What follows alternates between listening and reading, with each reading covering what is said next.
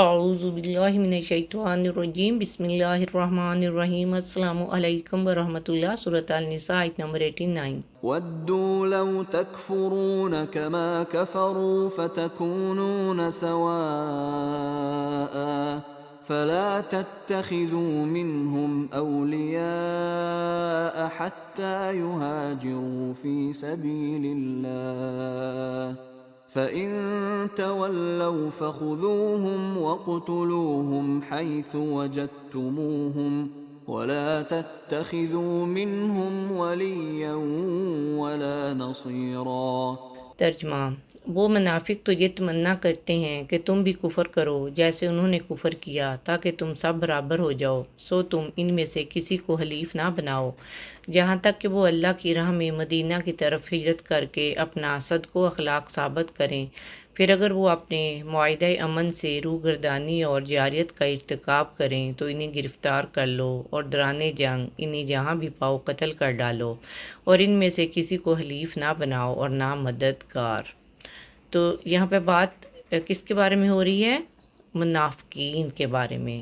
یہ آیت بھی منافقین کے بارے میں ہے۔ اس سے پچھلی آیت میں تھا کہ منافق لوگ کون ہوتے ہیں؟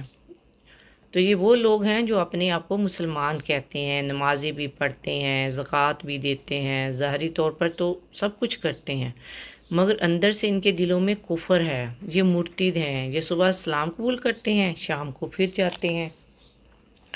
بظاہر مسلمان ہیں مگر ساتھ کفار کا دیتے ہیں، مسلمانوں کے اندر سے جڑیں کاٹتے ہیں۔ اور پھر جہاں پہ بتایا جا رہا ہے کہ صرف اتنا نہیں، دوسرے مسلمان کو بھی مرتد کرنے کی پوری کوشش کرتے ہیں، سچے ایمان سے انہیں دور کرنے کی پوری کوشش کرتے ہیں۔ تو یہاں پہ ایسے لوگوں سے دوستی نہ کرنے کی تلقین کی گئی ہے، ان سے بچنے کی تلقین کی جا رہی ہے، ان سے دور رہنے کی تلقین کی جا رہی ہے، اور اس وقت تک ان سے دوستی نہ کی جائے جب تک ان کے دلوں میں مسلمانوں کے لیے خلوص پیدا نہ ہو جائے، نیت صاف نہ ہو جائے، ان کے دلوں میں ان کے لیے سچی محبت اور پیار بیدار نہ ہو جائے۔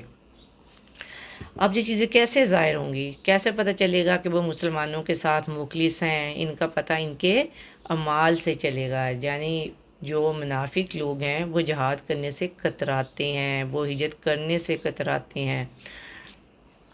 اور دیکھیے، اگر وہ اللہ تعالیٰ کی راہ میں جہاد کرنے کے لیے تیار ہیں، ہجرت کر رہے ہیں، اللہ اور اس کے رسول کی خاطر مار مٹنے کے لیے تیار ہیں، تو ان سے دوستی کر لو۔ سورۃ بقرہ میں 2 طرح کے منافقین کے بارے میں ہم نے پڑھا تھا۔ یعنی منافق کا ڈبل روپ ہوتا ہے، کبھی وہ آ رہا ہے کبھی جا رہا ہے، یعنی کبھی وہ منافق ہو جاتا ہے اور کبھی مسلمان ہو جاتا ہے۔ تو اس کے لیے اب جہاں پہ بتا دیا کہ اس کا ایمان ڈاما ڈول ہوتا ہے اور اس کے لیے کوئی چانس نہیں ہوتا کہ وہ کبھی واپس لوٹے۔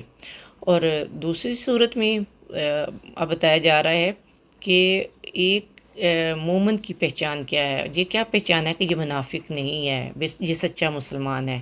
وہ ہجرت کرے گا، ہر لحاظ سے ہر چیز کے لیے سیکریفائس کرے گا، اللہ تعالیٰ کی خاطر اپنے دوست، یار، گھر بار، وطن چھوڑ دے گا۔ تو اس کا مطلب یہ کہ وہ مخلص ہے، اس کا دل پیور ہو چکا ہے، وہ خلوص کے ساتھ دین کی طرف آ چکا ہے۔ تو اس صورت میں ان سے دوستی کی اجازت دی گئی ہے، اس صورت میں ان سے محبت جائز ہوگی۔ لیکن اگر یہ خلوص نیت سے سب کچھ نہیں کر رہا، منافقت کے اعمال ان میں نظر آ رہے ہیں، تو پھر کیا ہوگا؟ نہ ان سے دوستی کی جائے گی، نہ ان کی کمپنی اختیار کی جائے گی، کیونکہ a man is known by his company، انسان اپنی صحبت سے پہچانا جاتا ہے، اور جیسی اس کی صحبت ہوتی ہے ویسا ہی انسان بن جاتا ہے۔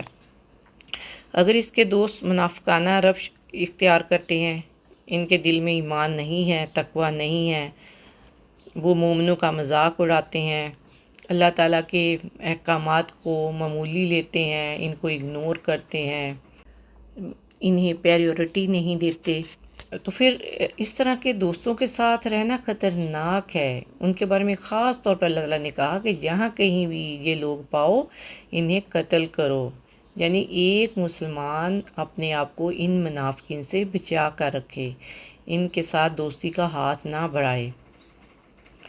اب دیکھیں کہ نان مسلم بھی اپنے دین کو اتنا نقصان نہیں پہنچاتے جتنے مسلمان منافقین پہنچاتے ہیں۔ اس کو آپ اس تناظر میں دیکھیں کہ ایک بہت بڑا لشکر ہے شیپ کا، اس میں ایک بھیڑیا شیپ کی کھال پہن کر چھپ کر بیٹھا ہوا ہے۔ وہ اصل میں بھیڑیا ہے مگر شیپ کے ریبڑ میں چھپ کر بیٹھا ہے۔ بظاہر اس کو پہچاننا مشکل ہے، مگر جیسے ہی اس کو موقع ملے گا تو وہ بھیڑوں کو چیٹ پھاڑ دے گا، ان کو کھا جائے گا۔ تو ایسا ہی حال ایک منافق کا ہے، بظاہر وہ مسلمان دکھائی دیتا ہے مگر باطنی طور پر وہ ہر وقت مسلمانوں کو نقصان پہنچانے کے در پہ رہتا ہے، اندر سے جڑیں کاٹتا ہے، نہ صرف خود اپنے مذہب سے پلٹتا ہے بلکہ دوسروں کو بھی ان سے پھیرنے کے لیے، یعنی کہ ان کو اپنے مذہب سے دور کرنے کے لیے ہر وقت تیار رہتا ہے۔